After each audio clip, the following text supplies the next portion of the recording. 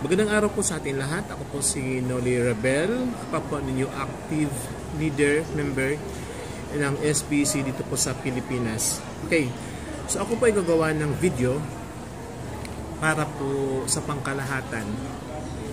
Itong video ito ay nagpapaliwanag sa kasalukuyang mga programa ng ating SBC community sa ngayon. So mag-cite po tayo ng mga tatlo na mga programa natin pag-usapan sa video para at least ma-inform ang bawat isa sa atin. Okay. Itong aking sinasabi, itong ating pag-uusapan ngayon, ito po ay makikita nyo rin ito, mabasa nyo rin po ito sa vlog. No? Dahil nga, karamihan sa atin ay hindi naman nagbabasa ng vlog. So, minarapat ko na gumawa ng video na ito para lubusan ninyong maunawaan o lubusan nating maintindihan ang kasalukuyang programa ng ating SBC community ngayon. Tulad ng sinasabi ko, tayo po ay mag-usap ng tatlong mga programa ngayon na dito sa ating SBC community. So, ang unang pag-usapan natin, number 1. Okay. So, ang unang programa, ito yung tinatawag na Shared Bounty Rotator Program. Itong program ito ay ni-launch noong November 27, 2023. Okay. So ano ang mayroon dito sa rotator, dito sa Shared Bounty Rotator Program? Ang bawat isa na SBC member ay binigyan ng pagkakataon na magkaroon ng minimum income $2 and a maximum income $1,020 a month. Yan po ang magiging reward nitong programa ito. So, tandaan niyo mabuti yung word na minimum at maximum. No? So, minimum $2, maximum is $1,020 per month. No? Per month. So, sino ang pwedeng lumahok dito? Siyempre tayo lahat kung gusto natin. But mayroong mga requirements. No? Lahat may rules. Kailangan natin sundin. So ano tong mga requirements na ito? Una, you are an active member. Nagbabayad ka na iyong program. Pangalawa, at least you have 2 direct referral na nagbabayad din ng program. So sa makatuwid, 3. Ikaw at yung dalawang mong direct na nagbabayad every month. No? So, kung mayroon ka na nito, ikaw ay qualified doon sa Shared Bounty Rotator Program. Makikita yan sa iyong KCBO na ikaw ay qualified na. No? Kasi, nagbayad ka at nagbayad din yung 2 tao mo. So, 3 kayo. Now, tandaang mabuti na ang income dito nakabatay sa sipag at bilis ng gagawin natin. Di ba? Nakabatay sa sipag at bilis ng gagawin natin. Dito nakabatay. Okay, paunahan. Ito po ay nilaunch na noong November 27. As of today, ang update natin, nasa 400 plus na. No, yung mga member natin na qualified na dito sa Shared Bounty Rotator Program. That means, kung sino man out of 400 ang nauna, malapit niya nang na-hit yung maximum income na 1,020. Kasi siyempre paunahan yan. Diba? Kung sino man doon, yun yung patunay. Okay. Now, sige. Laging tanong, kailan ba ma-hit natin yan? Yung 1,020. Automatic ba na kapag nagbayad ako at meron akong 2, automatic ba, Sir Noli, na meron agad ako 1,020? Hindi po. Hindi yun automatic. Kailangan i-work out natin. Kasi para siyang nakapila. No? So, ang gagawin po natin sa, tulad ng sinasabi ko, nakabata ito doon sa ating bilis ng ating pagtatrabaho. Diba? So, kailan nga ba ito ma-hit yung maximum? Wala akong makapagtakda kung kailan. Diba? Pero pwedeng maganap yan 1 linggo, 2 linggo, 3 linggo, 1 buwan, 2 buwan, 3 buwan, 6 months, to 1 year. No? So, kung ako napakalayo na noong 1 year nga eh. Pero hey, balikan natin. Nag-start tayo noong November 27 at as of today, ilan na kamo? Nasa 400 plus na. So, ngayon is December 3. So, ilang araw? Ilang araw lang ito nilaunch natin. Umabot na sa 400 plus. No, yung nakikiisa. Meaning, mayroon na ngang makahit nito kung sino man yung nauna. Maybe, first 10. No?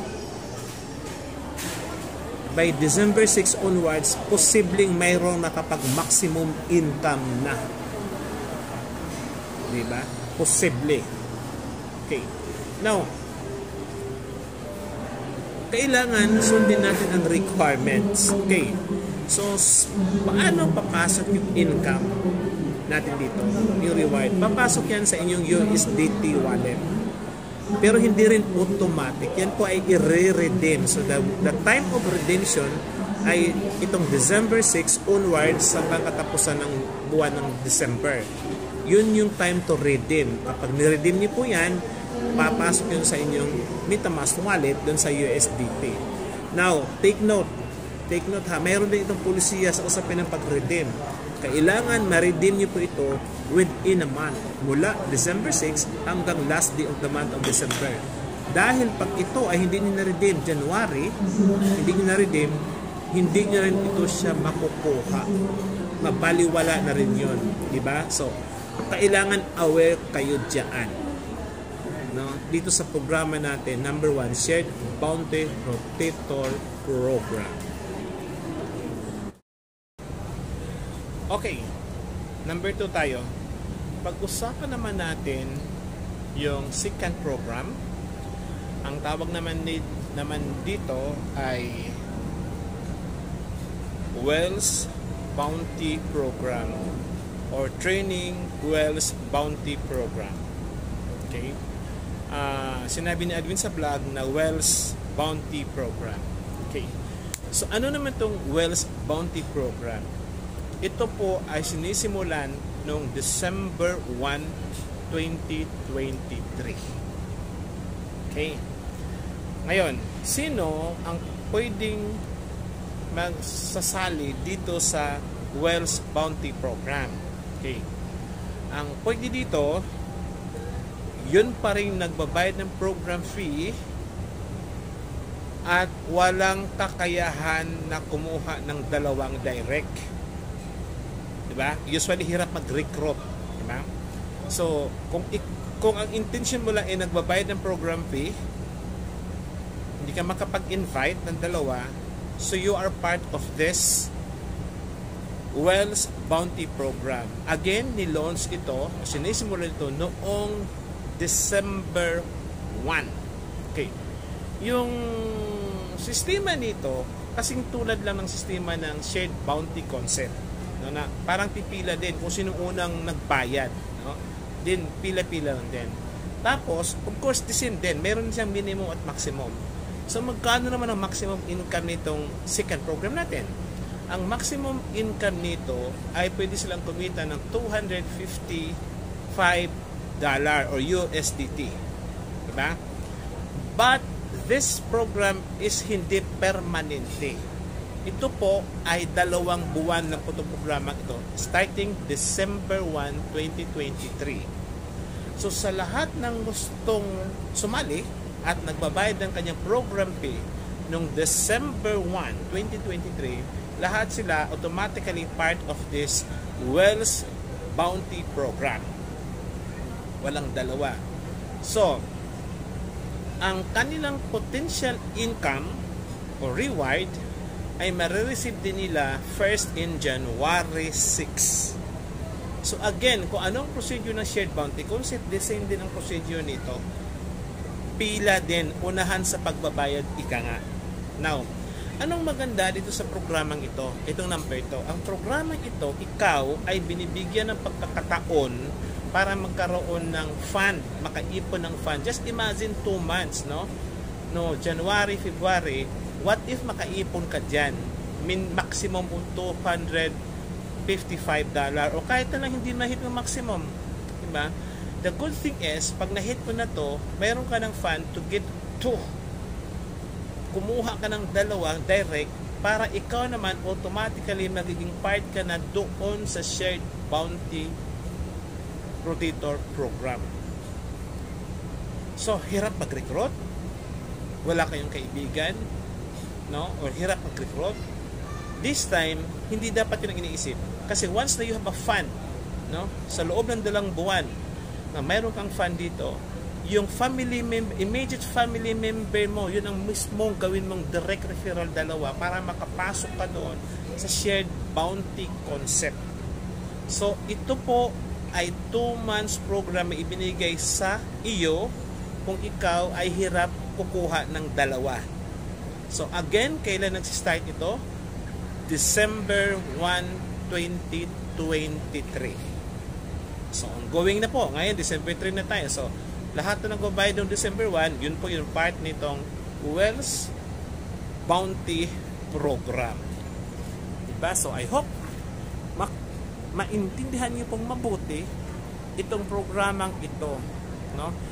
Saan nakatungtong o nakasalalay kung bakit naglunsad tayo ng ganito mga programa? No? Kasi kailangan po natin na lumago ng mabilisan yung pagdami ng ating community. At yun yung ating i-discuss sa pangatlo. Dahil sabi ko kanina na meron tayong 3 i-discuss. 1, 2, at yung pangatlo. Papaliwanag ko naman kung ano naman ang halagang program ng pangatlong ito. Ditong shared bounty concept at saka itong Wells Bounty Program, ito yung mga behikulo na gagawin natin ngayon para dumami yung ating community. But this time around, wala na kayong problemahin. Habang nagpapadami tayo ng ating community, mayroon ho kayong kikitain. No? So, I hope, again, na iintindihan nyo po yung programang i-discuss ko sa inyo. Okay, so ngayon naman, pag-uusapan naman natin yung pangatlo. Okay, so ngayon naman, pag-uusapan naman natin yung number 3. Okay, so yung number 3 ay ito yung may malaking magaganap naman year 2024. Okay? So, lahat ng members ng SBC na involved doon sa Shared Bounty Rotator Program, yung number 1.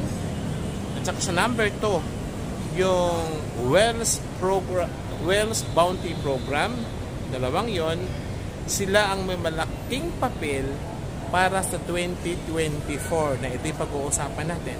So ano bang mayroon sa 2024? Diba? Yun po ay ilo-launch na natin yung ating SBC Wallet.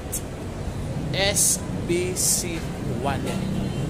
Bakit ko sinasabi na ang pangunahing makinabang nito ay yung mga nasa shared bounty concept at saka nasa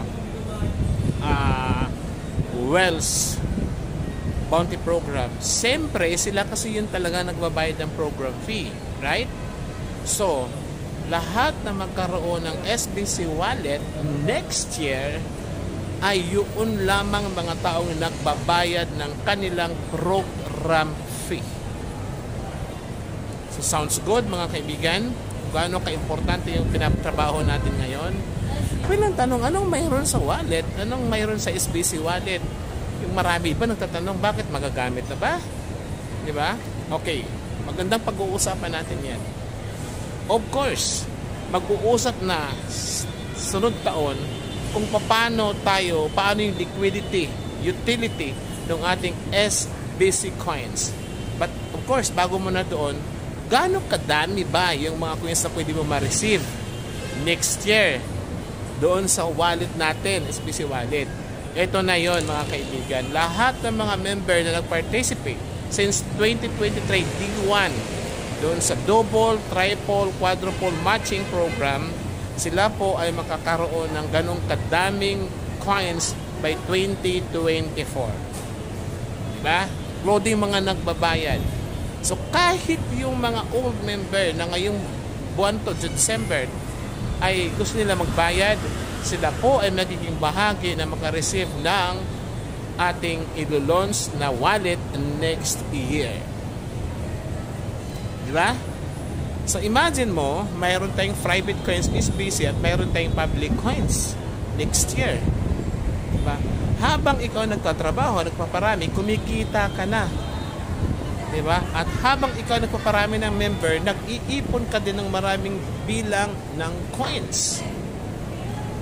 Diba? Ng SBC coins. So yun pong magaganap by 2024 sa mga tatlong pagkakataon. Isisingit ko lang bahagi ng number 3. Ngayong December 2023, mayroong din promo. Mga kaibigan, so ano naman tong promong ito? Exciting ba? Excited na ba kayo? Itong promong ito, ang sinuman sa mga member, old and active member, nagbabayad ng kanilang program fee in the month of December 2023 ay makaka-receive ng 1,200 SBC coins. So, diba? Ang dami na nating coins maiipon. Diba? So, ulit, may tanong ba? Aanhin ko naman yung coins na yon. Diba? Kung mayroon man magtatanong na ganyan, ewan ko kung bakit itatanong niya yan kung sakasakali. Diba? Ang daming taong namimili ng coins eh. Maraming nakakaintindi ganong kahalaga nila yung crypto coins tao. So, sa akin ganong kahalaga yung coins na ma-receive natin by 2024 next year. So, I hope sa tatlong ito, no? Number 1, number 2, number 3, discuss ko sa inyo. Ito po, sana ay magbibigay ng kaliwanagan sa inyo, no? At kaunawaan kung bakit kailangan ninyo na manatili o natin na manatili dito sa ating community at bakit kailangan natin magpapadami dito po sa ating community. So, umaasa ho ako kung sino man ang nakakapanood ng aking video na ito, umaasa po ako na pag-isipan ninyo mabuti, pag-aralan po ninyo mabuti itong video kong ito. Diba? Ako, ginagawa ko lamang ito. This is my part to inform everybody, lahat to inform. Wala ho itong sapilitan. Ang role ko lang ay inform ko lang kung ano ang kaganapan dito sa ating community. Yun lang po. Maraming salamat sa inyong panonood nitong aking video. At kung nagustuhan niyo po, pwede niyo po itong i-share. I-share sa mga kapwa natin members, all member, mga kaibigan. So hanggang dito na lang. Again, this is Noli. Maraming pong salamat sa ating lahat. At to God be all the glory. Ano ba ang intention ko dito sa video ito? Alam nyo, maraming concern. At alam ko lahat, naintindihan ko, naunawaan ko kung ano yung mga rason ng bawat isa sa atin. Kasi nandyan ako. Diba? Alam ko kung bakit mga tao nagreklamo, bakit nagbabayad ng program fee. Alam ko kung bakit ang mga tao ay tumitigil dahil, di ba? Lahat ko ano yung rason. Alam ko. Di ba? Alam ko. Siguro ang kaibahan lang natin, ako hindi tumitigil sa pag-aaral nito. Ako hindi tumitigil sa pag-alam kung anong mayroon dito. Di ba?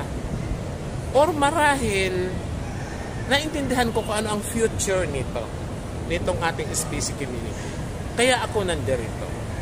Okay. So, yung iba naman, sabi ko nga, magkakaiba tayong pagkakaintindi, no? Pagkakaunawa sa anong mga program ng mayroon. Okay. My intention is, 1, para ma-inform ko kayo sa anumang kaganapan mayroon sa ating community. Ay, siguro that's part my obligation as an active member ng SBC community sa Pilipinas. I-inform ko kayo. So, that is the only role na mayroon ako, to inform. Second, para hindi yung darating yung time na parang bigla ka na lang balikan ng mga tao at sisisihin ka na, oy, meron pa lang ganyan nangyayari, hindi mo kami binalitaan. Pag good news pala, hindi kami binalitaan. Pag bad news, puro yung sasabihin, who knows, baka may ganon. So, that is the intention of this video. no, na ako mag-i-inform ng informasyon sa inyo. At another intention nyo dito na siguro umaasa ako sa mas majority na itong video ito ay maglalaan ng pagkakataon, magbibigay ng pagkakataon sa inyo lahat na sige nga, subukin ko ngang aralin, subukin ko kayang intindihin, subukan ko kayang ako mismo mag-alam. May vlog naman pala. Subukan ko yung hindi ako makikinig sa iba, yung ako lang. Kasi yun ang ginagawa ko simulat sa Paul. Since day 1, 2016, yun lang ang ginawa ko. Follow the vlog, wala na akong iba. Kaya I'm here. Diba? Kaya I'm here. Sabi ko nga, naintindihan ko lahat. At the end of the day, itong aking presentation sa inyo, yung ating video sa inyo, sabi ko nga, wala itong sapilitan. Nasa atin yung kapasihan. Diba? Nasa atin po ang kapasihan. This is our choice. If your choice is to stop, fine. If my choice is to be continue, fine. You have to respect. Dapat na-respect din ninyo. Kasi ako na-respect ko din yung pagtigil ninyo. But, the only difference, kaya ako continuous dito kasi hindi lang para sa akin, kundi para sa community. Uulitin ko, ang sa dulo ng lahat ng ito ay ayon sa inyong kapasihan. Kung lubusan niyo pong naintindihan, naunawaan ang kahalagahan nito, na you have to decision. Diba? Kung hindi niyo po lubusang naunawaan, naintindihan ito, mag-decision din kayo. At sana sa huli, be fair, maging masaya tayong lahat. Maging masaya kayo sa magiging tagumpay namin na natili. Kami din, magiging masaya din kami sa magiging tagumpay ninyo kung saan man ano man ang piliin po ninyong landas. No? Lahat ito ay para sa ating future. Diba? So, that is the only intention na mayroon po ako. Kasi, in my experience, madaling manisi yung tao eh. Diba? Pero never sinisisi yung mga sarili nila. Diba? So, I hope, that's why pinaghirapan ko, pinagsikapan kong gumawa ng ganitong klaseng video, no? Para sa ating lahat. So, at wala akong intensyong manakit or anuman. Ang intention ko lang ay mabigyan ko kayo ng informasyon, updates sa SBC community. No? Active or inactive ka man, or you are part of the old, basta active ka, I think karapatan ninyong malaman din. No? Kasi, yeah, meron kayong ibinigay eh. Meron kayong puhunan na dito, sabi nyo nga dito. So, dapat nyo lang malaman. And then, kung nalaman nyo po, sabi ko nga sa huli, kayo pa rin ang makakapagpasya kung anong pwede nyo gawin. Andito lang kami, mga active na patuloy na magagabay marahil sa ating lahat. So, again, marami pong salamat.